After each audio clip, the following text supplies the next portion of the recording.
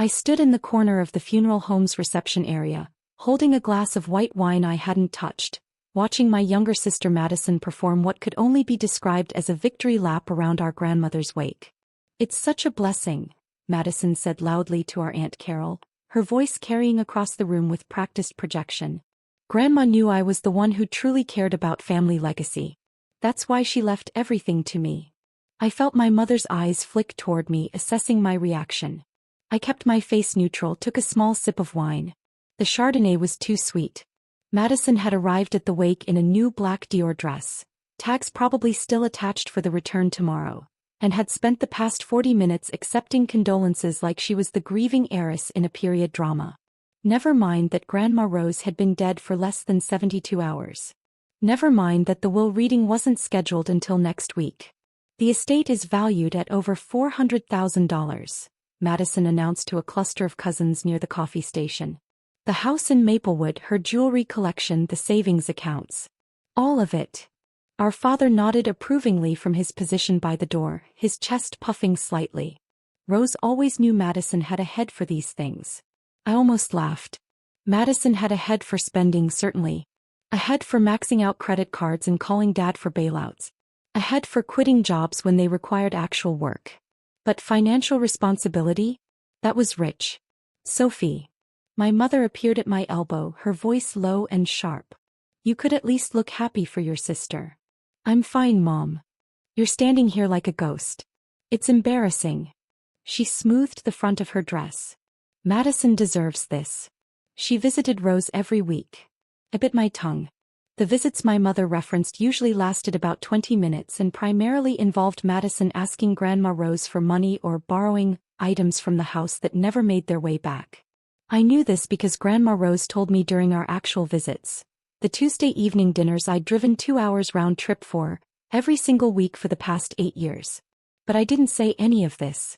Instead I said, "Madison looks happy. That's what matters."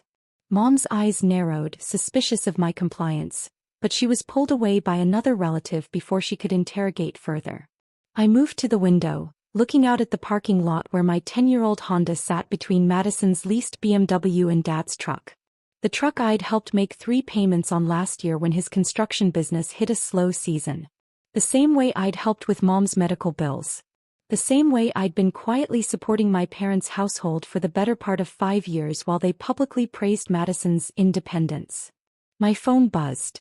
A text from my best friend Rachel. "You surviving? Need extraction." I typed back, "I'm good. Interesting developments pending." Cryptic.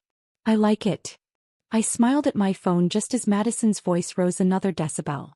"Of course I'll have to decide what to do with Grandma's house," she announced to the room at large. "It's a charming property, but the neighborhood has gone downhill. I might sell it and invest in something more upscale."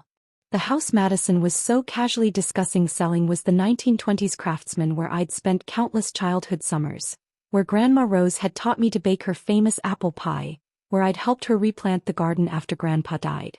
Madison had considered it old and boring until approximately 3 days ago. "Madison, honey, don't make any hasty decisions," Dad said, though his tone was indulgent rather than cautionary. "That property could be a good rental income." "Oh, Daddy, I know." Madison waved her hand, her new manicure catching the light. "I've already been researching property management companies." I took another sip of terrible wine. The thing was, I wasn't angry. Not anymore. I'd moved past anger about 3 years ago, somewhere around the time I'd realized that my parents' favoritism wasn't a phase that would end when Madison grew up. She was 32. This was who she was, and this was who they were, and I'd made my peace with it by building a life that didn't require their validation. I had a good job as a senior software engineer. I had my own condo in the city. I had friends, hobbies, a 401k that made my financial advisor smile. I didn't need Madison's inheritance, and I certainly didn't need my parents' approval. But Grandma Rose had known all of this. She'd known it better than anyone. "Sophie never cared about family," Madison was saying now to our cousin Jennifer. "She's always been so detached. Career-focused to the point of being cold. Grandma and I talked about it." My jaw tightened slightly. That was a new addition to the narrative. Jennifer, to her credit, looked uncomfortable. "I don't think Sophie's cold." She's just.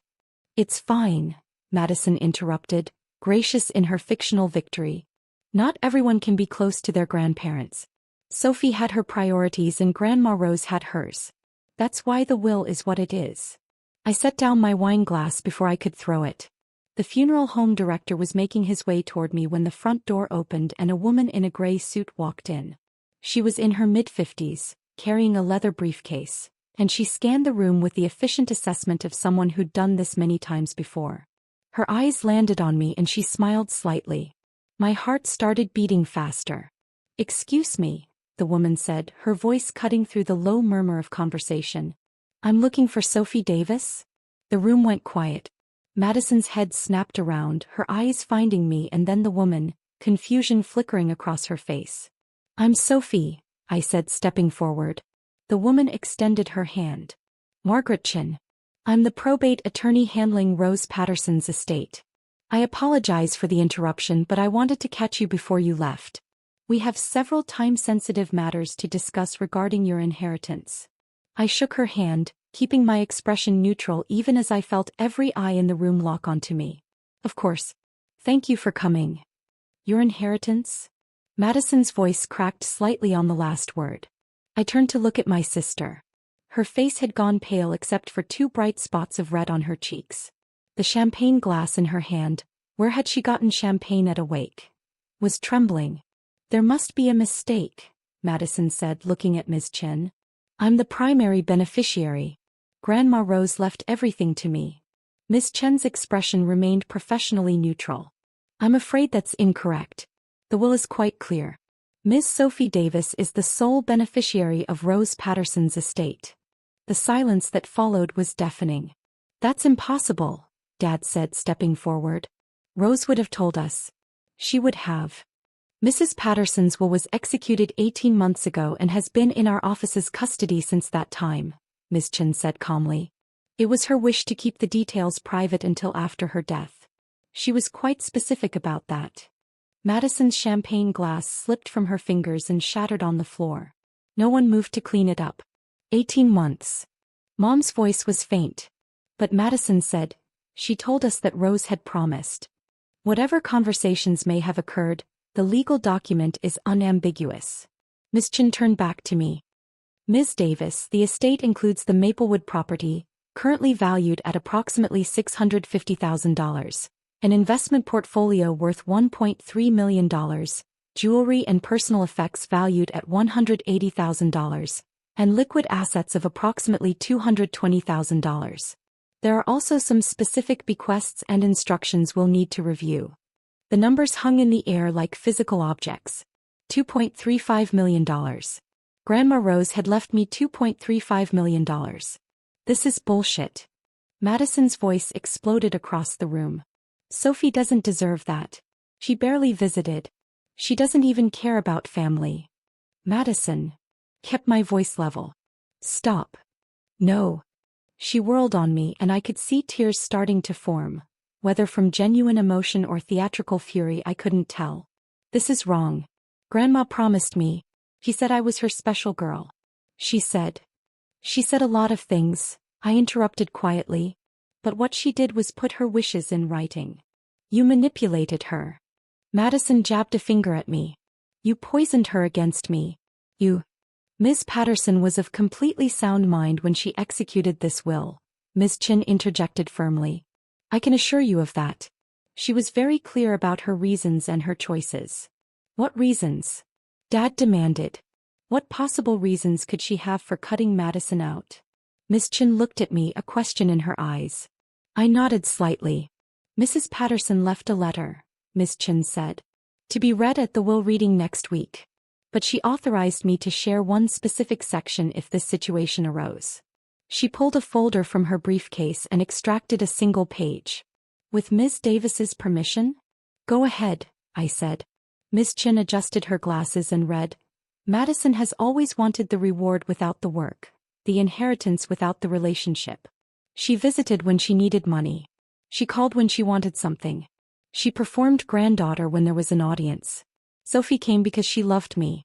She stayed because she cared. She listened because she valued my stories, not my assets. Madison asked what I would leave her. Sophie asked how I was feeling. The difference matters. The silence was absolute. I felt something crack in my chest. Not breaking but opening. I'd known Grandma Rose loved me. But seeing it documented, made official, defended even after her death. That was something else entirely. That's not fair, Madison whispered. That's not, I loved her too.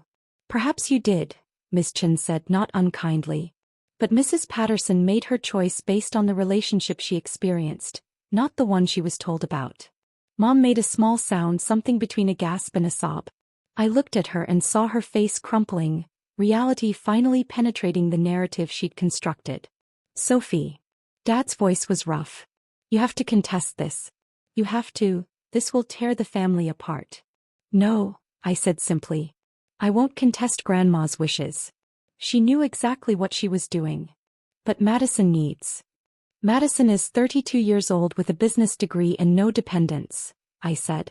She doesn't need an inheritance. She needs a job and a budget. How dare you, Madison started. I've paid your car insurance 3 times, I said, my voice still calm but harder now. I've covered your credit card minimums twice. I've loaned you money for emergencies that you never paid back. Last year alone I gave you $8,000 that you swore you'd return. Did you? Madison's mouth opened and closed. I turned to my parents. I've helped with your mortgage. Your medical bills. Dad's truck payments. Mom's dental work. I've quietly supported this family for 5 years while you praised Madison for being independent, because she lived in a fancy apartment she couldn't actually afford. That's different, Mom said weakly. You have a good salary. You can afford to help. And Madison had parents who could afford to bail her out, I replied. But Grandma Rose saw through all of it. She saw who showed up with groceries when she had the flu. Who called just to chat. Who remembered her stories and asked to hear them again. She saw the difference between performance and presence.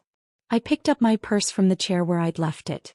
Miss Chen, I'm happy to schedule a meeting at your office whenever it's convenient. I assume we have paperwork to complete. Yes, Miss Chen said, looking almost impressed. Shall we say Monday at 10? Perfect. I started toward the door, but Madison blocked my path, tears streaming down her face now. Real ones, I thought. Sophie, please. You can't do this. The family will be fine, I said. You'll figure it out. You always do. I don't understand, she whispered. Why does everyone always choose you?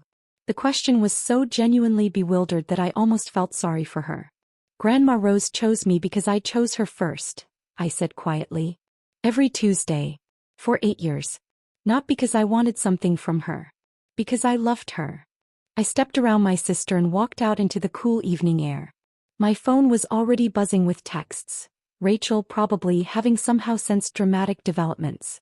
Behind me, I could hear voices rising, my mother crying, my father trying to control a situation that had already slipped entirely beyond his grasp. But I felt lighter than I had in years. Grandma Rose had left me more than money. She'd left me validation. Proof. The official record that I wasn't crazy or oversensitive or imagining the dynamics that had shaped my family for decades. She'd seen me, really seen me, and she'd made sure everyone else would have to see me too. I unlocked my Honda. Paid off, reliable, chosen for function over flash, and sat in the driver's seat for a moment. Then I pulled out my phone and texted Rachel, I need champagne. The good stuff. I'm buying. Her response was immediate. The good stuff? What happened? Grandma Rose happened, I typed. She happened and she was magnificent. I started the engine and pulled out of the parking lot, leaving the funeral home and its chaos behind me. In my rearview mirror, I could see Madison on the front steps, my mother's arm around her shoulders, both of them staring after my car. But I didn't look back for long. I had a meeting with an estate attorney on Monday, a financial advisor to call, and a life to live, one that Grandma Rose had just made substantially more comfortable, but more importantly, one she'd validated with her final, unambiguous choice. The golden child had wanted the crown. But Grandma Rose had known the difference between wanting and deserving. And she'd chosen accordingly.